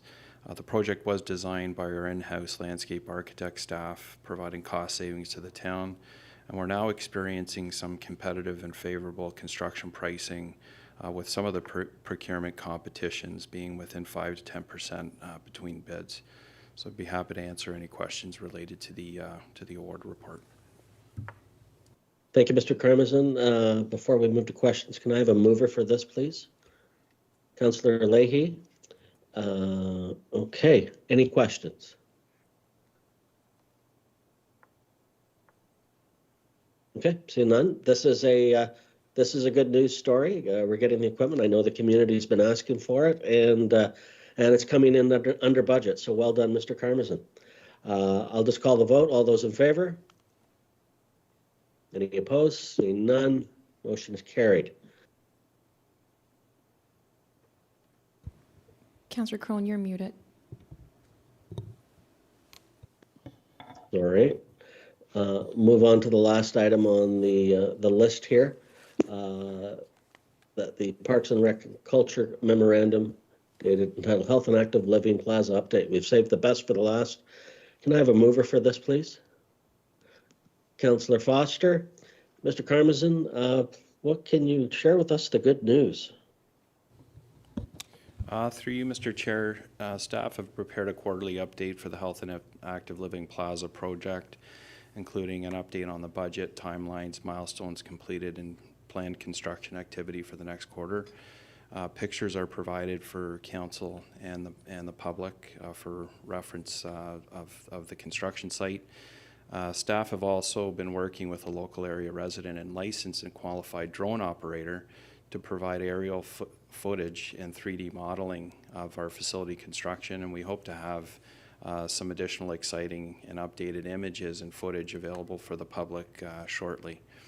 We're pleased to report the project overall is tracking well under the approved budget and within the approved timelines for completion in early 2025.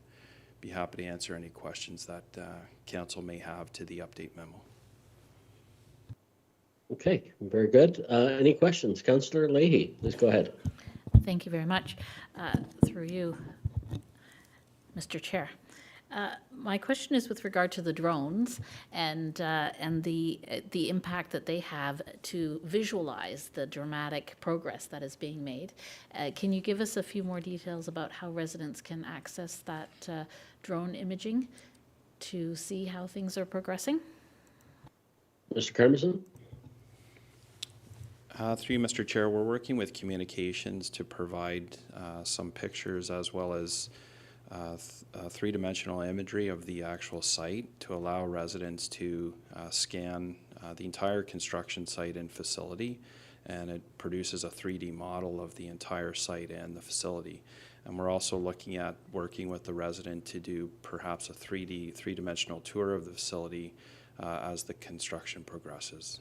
So that there's some more exciting updates to come, but that's what we are working on with a local area resident.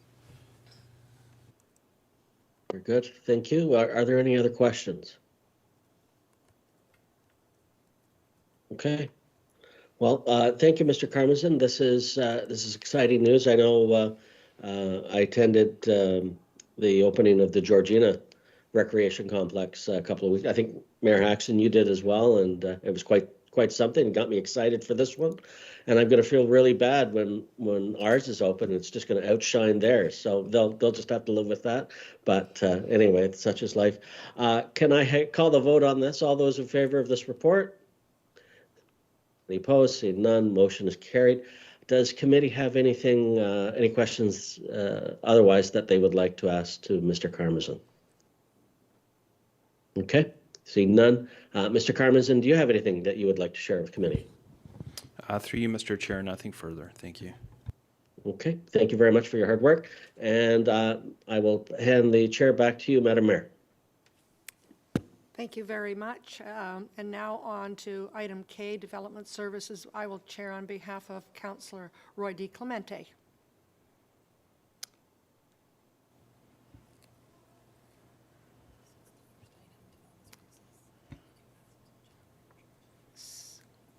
I will pass that to you. Thank you. Thank you. Through you, Madam Mayor. We have just one item for the committee's consideration today. As members of committee may be aware, Bill 23, More Homes Built Faster Act, was a very comprehensive piece of legislation, and part of that dealt with some changes to the Heritage, the Ontario Heritage Act.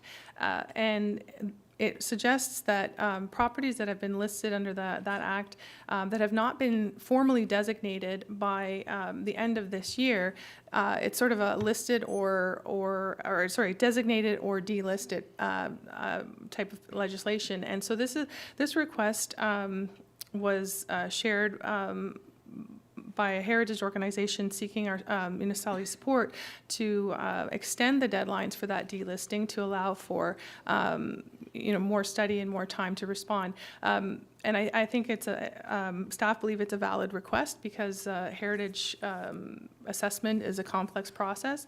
I think it's also valid that committee may want to know what happens if the extension isn't granted. And the answer is that we have a Heritage Conservation District study in progress. And should the recommendations of that study be adopted, the properties contained within the study area would be protected from being delisted. The other work that we're undertaking is the development of a heritage strategy. We will be coming to council with a workshop on May 14th to allow council to sort of narrow their focus in terms of what they want to see as a priority for heritage preservation conservation. And so recognizing that it doesn't necessarily make sense to designate the 300 plus properties that are currently listed, it may be more appropriate to focus in on those that council feels are of high value based on their location, based on the representation of specific styles of architecture or significant, some sort of historical significance to the community. And so we'll have that opportunity opportunity to be able to evaluate what makes sense, and then what the council or what the municipality's role in terms of resourcing those efforts is. So I do want to assure you that if we still have to maintain these compressed timelines, we do have a plan in place. I think where the biggest difference would be is in allowing time for any resident-initiated request to designate. The more time allows for that. We do recognize that more often it's the case that there is resistance to listing and designation, but we do see requests from members of the community who wish to see their properties designated. So that having more time allows for that process to continue. And if we wanted to be able to explore additional heritage conservation districts tools, that type of thing would also allow for that. So happy to answer any questions that members of council may have.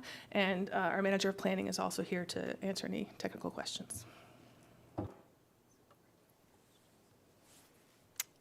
Questions? Councillor Foster, go ahead, please. Thanks, Madam Mayor. Just like to say that I'm glad that this is happening.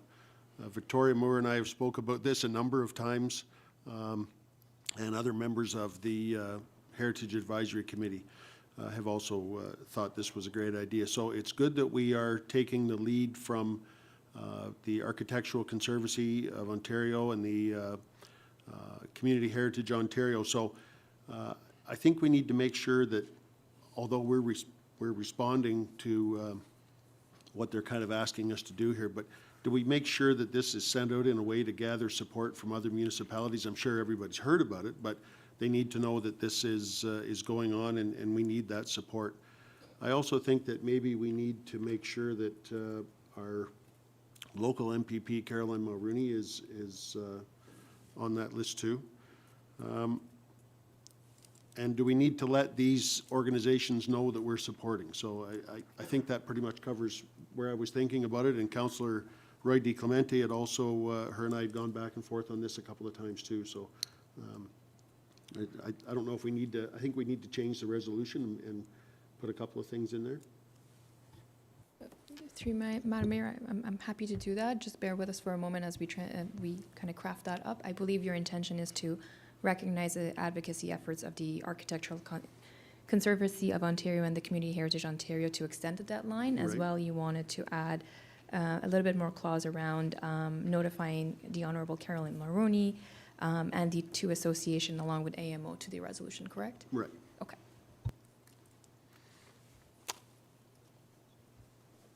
Are there any questions? I'm not seeing any at this time. Madam Mayor, I'm just going to bring forward the resolution with the revisions that were proposed. You do require a mover for this one. Do I have a mover for it? Councillor Foster? Thank you.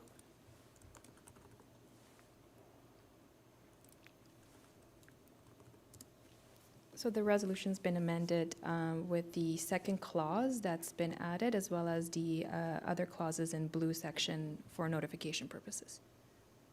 Are there any questions on the changes? I'm not seeing any.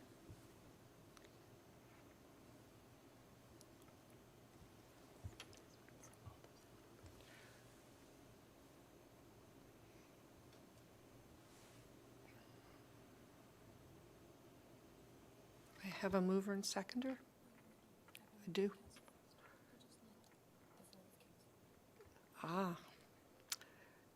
Moved by Councillor Foster. All those in favor?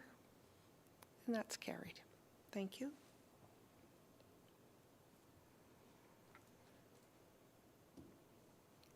I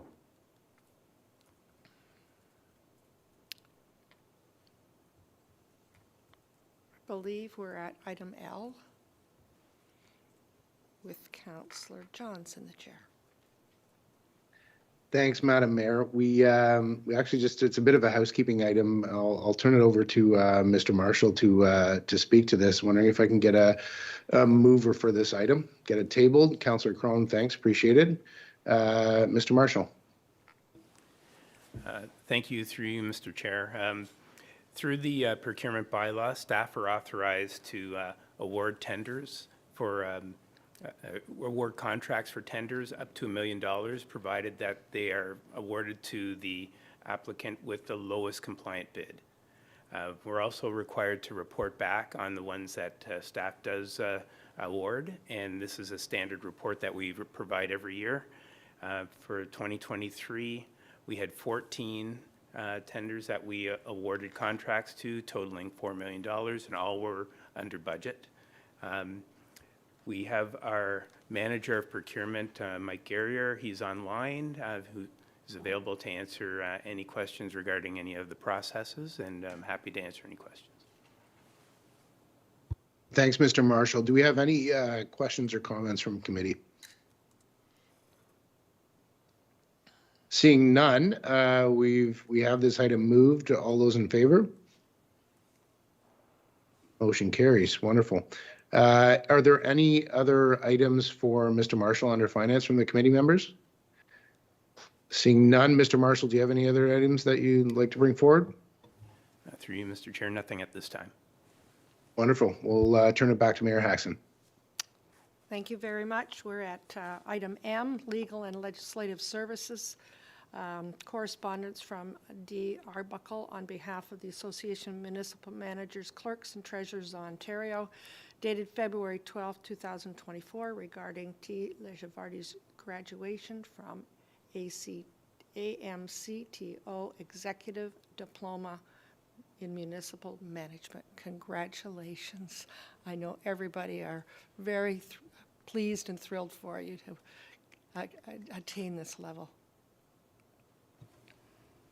Through you, Madam Mayor, if I may, thank you so much. I wanted to express my acknowledgement for Council's acknowledgement for this, and I wanted to take an opportunity to thank Council and the administration for their support of staff professional development in the ever-evolving municipal environment that we're in. It's really crucial that us as staff expand our knowledge and our professional network. And I also wanted to express and recognize the invaluable role that our CAO played throughout this particular program. He graciously agreed to serve as a formal mentor as part of the program during my research assignment. So again, I wanted to really appreciate the effort that you put into helping and assisting me bring this research paper to completion. So the ongoing support is greatly appreciated, Madam Mayor. Go ahead, please. If I may, Madam Mayor, through you, I wanted to just congratulate Tara for that remarkable achievement. If you would, Tara, would you give Council some input as to the hours that you would have put into that program to get that diploma, and where you see the value was principally for you in your important role as our municipal clerk? Maybe they could benefit from some of that knowledge, because not everybody is familiar with the work and the content and the substance of that diploma. Thank you. Through you, Madam Mayor, absolutely. So the association offers an executive diploma in municipal management. This is a comprehensive 10th-month career development program designed specifically for municipal managers. It distills management needs into 16 curricular topics.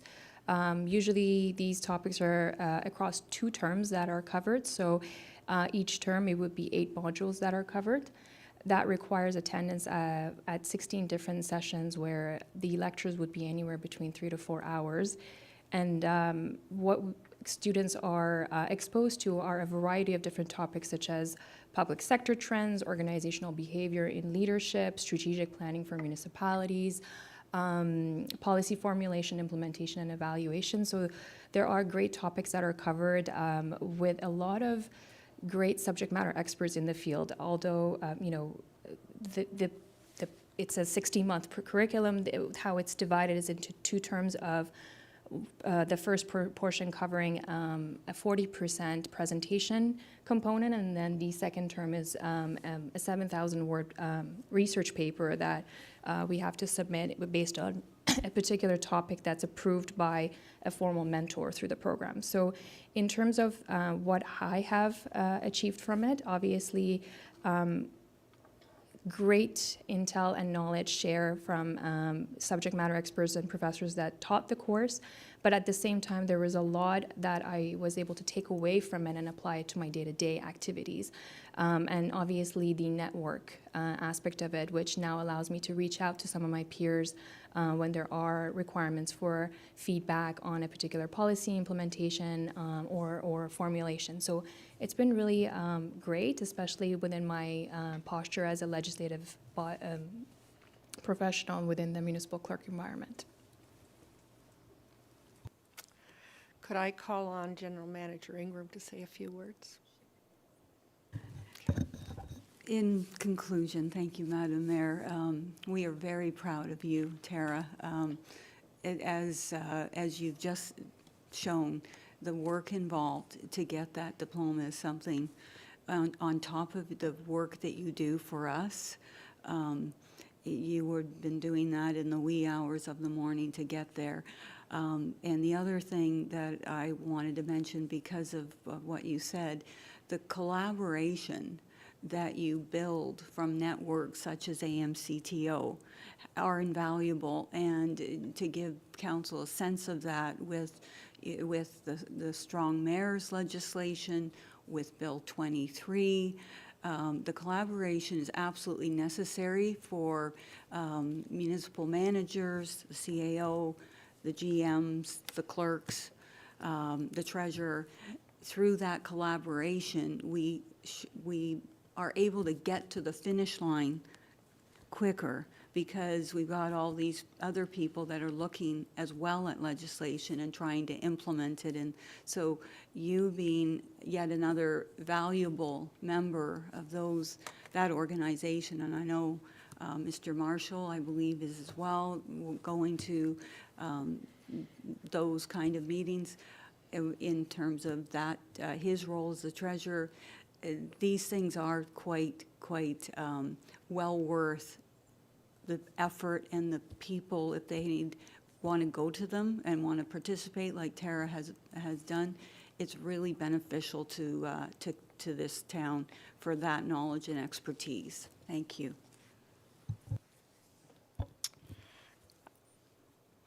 Could I have a mover for the recommendation as presented, Councillor Carruthers? Be it resolved that the correspondence from D. Arbuckle on behalf of the Association of Municipal Managers, Clerks and Treasurers of Ontario, AMCTO, dated February 12, 2024, regarding T. Lajevardi's graduation from AMCTO's Executive Diploma in Municipal Management be received. All those in favor? That's unanimous and carried. Thank you very much.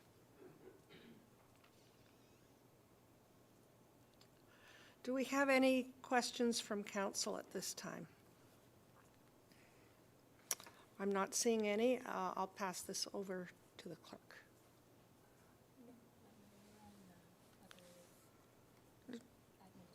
I'm moving faster than my fingers would go. Very good. General Manager Velchik, do you have any comments for us today? Madam Mayor, I'm just going to make a couple of brief comments under other business, just the clarity on the upcoming workshop, April 16th, 2024. So just for clarity, that will be primarily led by our clerks and legislative services staff to provide an update on the work that's been done on the procedure bylaw review. And so we look forward to not only providing you an update, but having dialogue at that session with respect to the work that's been done to date.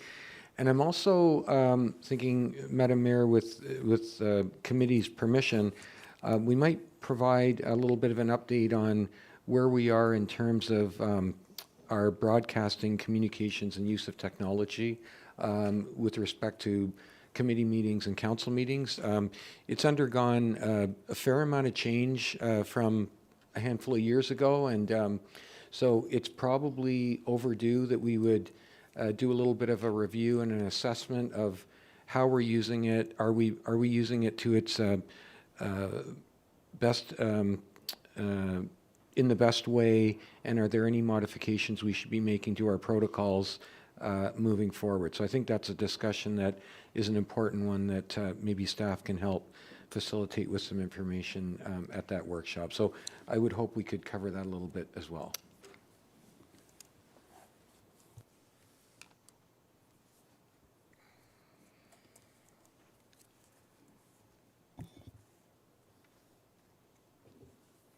We are at adjournment, moved by Councillor Foster.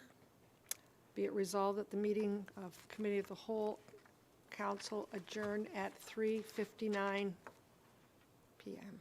All those in favor? And that's carried. Thank you very much for those that were virtual. We appreciate you being here. Thank you.